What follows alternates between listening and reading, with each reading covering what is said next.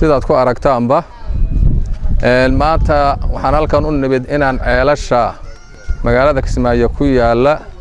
koloriin lagu shubo la daaweeyo arintaana waxaa nagu sababay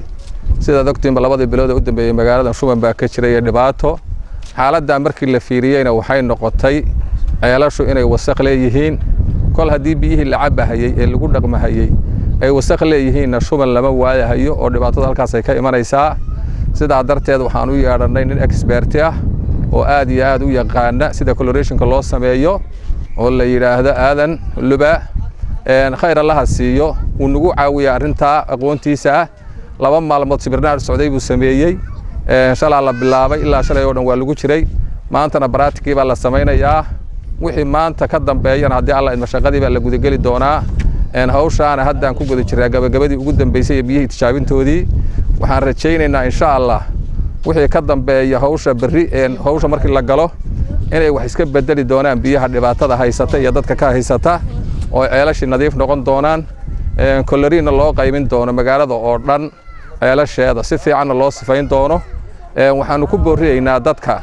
ceelasha leh ama khaaska u leh ama sida guudba u leh maaragtay gacanta ku haya inaynan hor istaagin shaqaalaha loo soo diri doono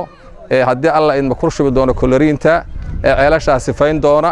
waqti bay qaadanaysaa ceelasha waa la kala horeysiin doonaa oo qaybaha loo kala sameyn doonaa qayb markii la waxeeyo ee koloriinta lagu shubo qaybta kalena maalinta kale ama maalinta labaad baa lagu shubahayaa qaybtan kalena waa la sii cabahayaa marka maalinta ceelka lagu shubay maalinta lama cabahayaa maalinta ceelka sifayntiisii iyo ku shubistiisii bay noqonaysaa marka inaan la hor istaagin oo dadka lala shaqeeyo kol hadii caafimaad laga shaqeynayo wuxuu caafimaad ay yihiin oo ay tahay dadka wanaagiisa in laga shaqeeyo iyo maartay biyo nadiif ah in la helo waa inay gacan ku siiyaan dadka hirgelin kara hawsha nin kasta oo ceel ama qof kasta oo ceel ama shakhsi kasta oo ceel waa inuu hawsha si fiican u soo dhaweeyaa oo gacan ku siiyaa ceelka markii la yimaado uu soo dhaweeyaa shaqaalaha uu yiraahdaa maartay kan ha lagu shubo kanna maanta sii cabahayaa marka sidaasaan dadkana ku booriyeynaa waxaan leenahay dhammaan dadka jooga magaalada Kismaayo ku nool wadaniyiinta ceelashooda iyo dhulkooda jooga inay hawsha ka qayb qaataan waxa laga shaqeynaya waa caafimaadkooda shubankuna heelku maraya hadda waad ogtiin korba u soo kacay maalinba maalinta ka dambeysana korba u sii kacayaa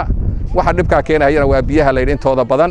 marka hawsha inaad ka qayb qaadataan baa la rabaa soo dhaweysaan shaqaalahaas gacan ku siisaan buuq uusan ka jirin ee la iskaashado insha Allah ilaahayna waxaan ka rajaynaynaa inuu shubanka naga qaado oo caafimaadna siiyo oo roob noo keeno hadii hadda roob iyo qabow badan dhaco inta badan waa laga nasan lahaa hadda shubanka inta badan waxyaabo kale kaneeca mooyaane marka insha Allah taana ilaahay baan ka baryaynaa inuu naga dulqaado marka aad iyo aad waxaan dadka ugu booriyay ku soo dhaweynayaa inay shaqaalaha gacan siiyaan inay shaqaalahooda gacan siiyaan soo dhaweeyaan ayna maartay la shaqeeyaan si hawshaas